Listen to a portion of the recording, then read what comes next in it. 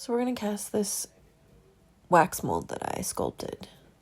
You start with your flask female side up. Pack it really super tight with your clay or sand. Call it clay. Hammer it in, pack it in real tight. Then you want to grab a straight edge like a ruler and scrape off the top. And lightly dust it with cornstarch. I may have gotten a little bit carried away here. Just make sure you don't put too much, and dust your ring your wax mold with some as well. I like to spread it out, make sure that it's kind of like even.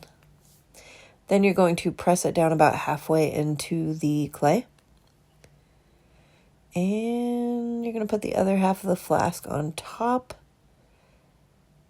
Make sure it's nice and tight and that the openings are lined up. And then you're going to pack it really super tight with clay again. And hammer that in and make sure it's just really nice and tight. And then find your straight edge and scrape off the top again. And then here's for the reveal.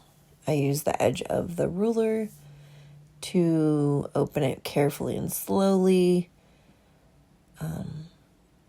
Check it out. Make sure that everything looks good and perfect. You might have to do it again if it's not. And then I'll use something to carefully lift up the ring. And this is I have to apologize for this part because I'm making the sprue, more like the funnel, with my finger and a metal straw. And I didn't get that part really good in the video, so I do apologize. That's a little messy. And there are people that are way more graceful with this than I am. So I apologize. This is not the best example right here. I like to use my little pick there to clean it out. Just make sure there's no bits of sand inside around where your ring was. You don't want that to keep the metal from flowing when you go to pour. And here I am making some vents so that the metal will be encouraged to flow through quicker, faster, more easily, all the way and make a complete ring.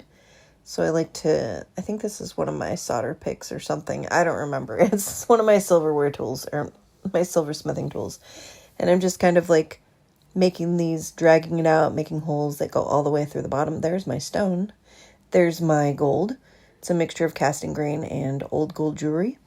And then here I am heating up my gold with a MAP gas Bernzomatic torch. And it burns really super fast. I sped this part up. It only took a couple of minutes to heat it up. I did add some borax while I was heating it up. So I added some more borax. And then when I felt it was ready to pour in, I did.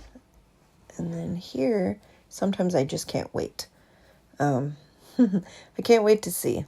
So don't touch it. It's super hot. I'm using some of my silversmithing tweezers here just to kind of like see. I want to make sure. This is after I polished it. This is what it looked like after I filed it all down and polished it.